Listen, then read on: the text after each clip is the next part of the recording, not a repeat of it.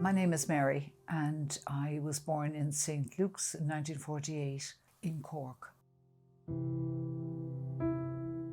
I suppose in hindsight, looking back, I was born into a very dysfunctional family. We were reared differently altogether then. We were like the church was really very a part of us. We had to obey everything that we were told by the church, and it was totally different compared to now. My mother was very strict, my father was away an awful lot. So, it was fairly rigid and fairly Catholic, and you had to do what you were told, and children should be seen, not heard. Get out, when the guests arrived, because my mother had a bed and breakfast. That was my childhood, really. The first memory I have would be a teacher really slapping me. I was only about 3, I think, and I was talking too much in class. I was a fierce talker. I talked to everybody. I loved people. I loved the kids. I was definitely a little bit wild, but wild, what is a child? A child is never wrong, really. I'd always be up and down and in and out and everywhere, But I sort of felt a bit sad, and I wasn't very good at school because I couldn't do Irish. I was slightly dyslexic, but nobody in the world told me that until later in hindsight. My mother was very, critical of me. Like, women were not treated really well in my era. I remember my mother saying years ago, Finbar needs an education, you're fine, you'll get married, which was really, looking back, I suppose, very wrong.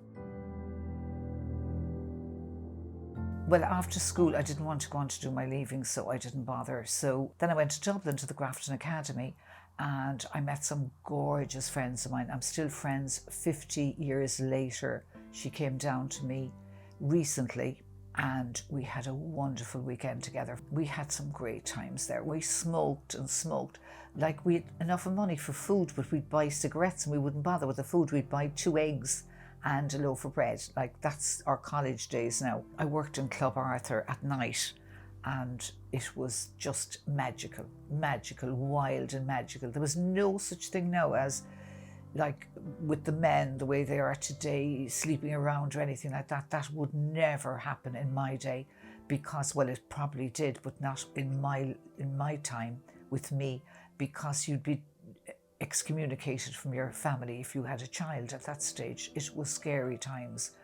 And but they were good days. I was happy because I was away from the criticism, and I was away from my brother, and I was happier there. Then I went to London, and I absolutely loved it. I worked in the Cumberland Hotel in Marble Arch as a trainee receptionist, and they were great days. I absolutely loved the English people. I loved every part of it. I loved working there until my father died. And then when my father died, I had to come home. And I stayed at home then, and I got a job in Rentel as a receptionist. And that was the start of me coming back really to Cork. Actually, the first night I met him, I didn't like him at all. I thought he was a very obnoxious man. He said something to me and I just walked away because I'd been going out with somebody else. And the next time I met him, he was so nice to me, I couldn't believe it. I was with another friend and she fancied him, not me. But I was, my line was all off. We had an argument and he asked me out, and I thought, yeah, I may as well go out with him. And so I went off out, and we had a lovely night, and he was very nice and very respectful that night, and started to go out with him more and more, and I suppose I started to get to like him more and more because he was quite easygoing, and like at the time, you'd be thinking he was grand, but I did notice that several times he brought me home, he'd go down for the last pint at night, and that sort of used to upset me. Why didn't he come in and say hi to my mother? But anyway, got married in fusion, as I call it. I was delighted because he was very attentive to me. He always rang me. He rang me 5 to 10 times a day, which was wonderful for me because there was somebody that saw me for who I was, and I thought that was amazing.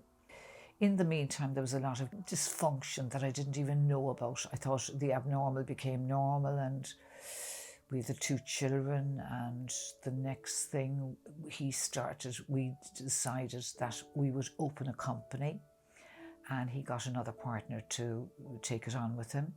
And because my father had died and he left me money, and that money went into the company, and it worked amazingly, and we were doing very well. Things started to take off, and my God, we moved up to Lover's Walk. We bought Nat Ross's old house. They were the removers years ago, and I loved it up there. I really did. I put in a pool, a swimming pool. We did it all up. We had the Mercs and the cars and the maid, and we were like Dallas at the time. We really were. I used to sit overlooking the city, and I really was not happy. And I remember saying to my mother, I'm not a bit happy. You will stay for better or for worse, for richer and for poorer, till health do us part. And look at what you have. And I thought, oh God, I can't leave him now, which I couldn't anyway. I didn't know where to go or what to do. So I decided I'd have another child, either get a job or have another child. And I thank God for that day, because I had Judy, who was my saviour when I look back. Sure, my mother died then after that, and I thought, I'm not going to stay. I knew I wasn't going to stay. And at the time, it was very hard for me to leave my home and to bring Judy and put her into boarding school and me to go back to college. And you know, they were very tough years. I studied addiction counselling, and it was the best thing I ever did in my life. I had to deprogram. I came out with my truth, the whole truth, and nothing but the truth. There was so much that I learned from that. You know, I came out really very damaged, I think, very damaged, until I started to talk about myself and my life. And in psychotherapy, you have to get rid of everything that's there. It's the root that caused all the problems.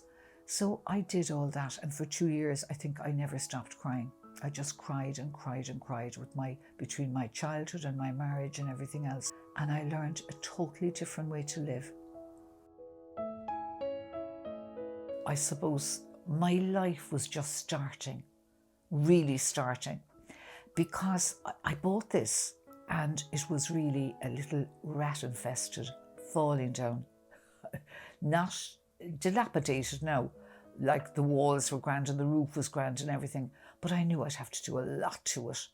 But I was capable of doing it, and that was wonderful. That gave me great creativity, and I had to put all my energy into this to make it right for Judy, to get her back to go to college and to get the room done for her and to make sure that everything was so. I believe I made a beautiful house of this. Then my friend said, will we go on a cruise? So with a wing and a prayer, off we went on a cruise. It was one of the best things I ever did. We danced, we laughed, we ate all around us. We had a ball.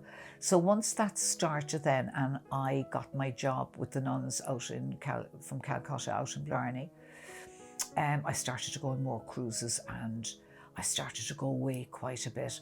And then Judy went off to New Zealand, and I went off to her for 3 months.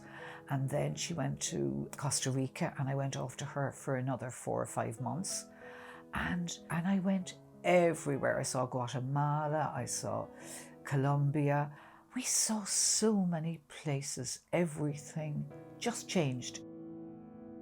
After the marriage broke down, I didn't think I'd meet anybody. I had no interest in men, really. I said never again would I ever trust a man again.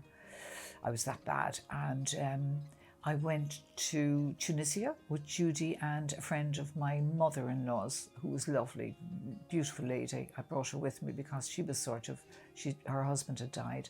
And I said, come away with us and have a nice Christmas. So she did. And I met a lovely man who was a psychotherapist. And it sort of blossomed from there. He was an American.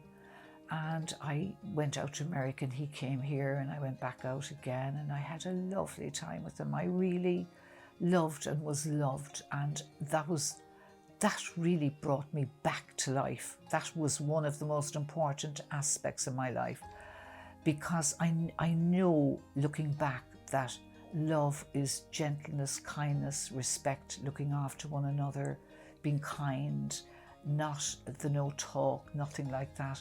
I realised for the first time in my life I fell in love. And I'm sure he with me, even though he had been married twice. But he was so beautiful to be with and so educated. My life just took off. It was wonderful. But he had a bad heart, and about 7 years, I think, into the relationship, which was the happiest times of my life, he actually died. And that was very sad.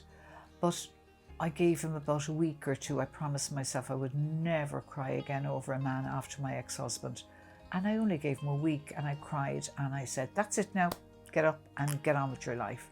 And I did.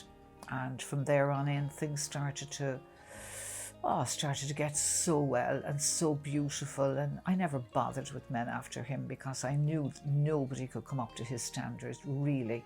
And I've never met a man since that would, and probably too old now anyway, which I am. My hopes for the rest of my life is I have great peace at the moment. I have great love living around Judy, because we do love one another, and that is the most important thing of all, the love we have for one another, which I never realised that was so important. So my hope is that I've had a few problems with my heart, and a few problems, which I had major surgery last year, in the last few months actually. That'll just tell you I'd forgotten about it. But I just want peace, and to be able to, to live my life until the day the man above decides to take me. I promised myself if I made it, I would buy a Mercedes Sports. I really promised myself that. And one day I'm looking out and I thought, do you know something? I've made it. I've made it. I'm going to buy myself a Merc. I was delighted. Judy used to look out her window when she was in her office. I think she was proud of me, really. In the meantime, I went to Dubai, which we did every year because Judy's friend lives there and she invites us out, which is the most fantastic holidays I have ever had. 5 years nearly running, we went to Dubai. And I loved a 2-carat diamond ring. I absolutely loved it, but I could never afford it. And I bought the ring. I just said, Mary, you deserve it after all you've been through. So I bought my 2-carat diamond ring.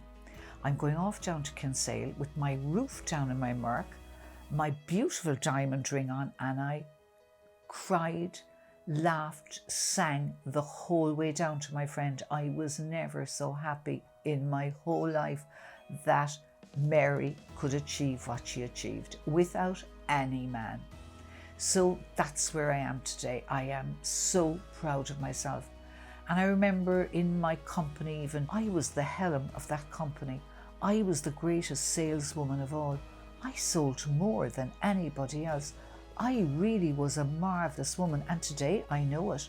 There were times when I didn't know it because I was put down so much, but today I am a wonderful, wonderful woman. My advice to others would be to stop skirting over things and shoving things under the carpet because you're as sick as your secrets, and if you don't look at them and bring them out, they're still going to be there for your next generation. And I'm delighted that I have cut the cord with addiction from the next generation to come.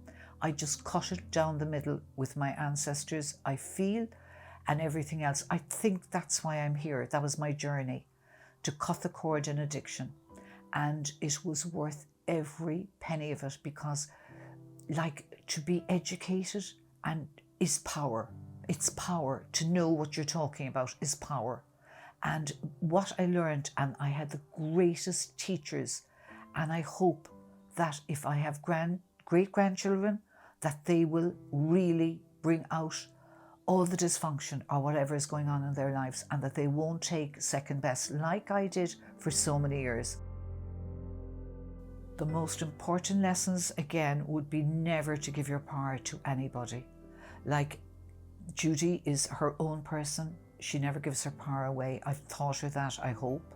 She learned it somewhere.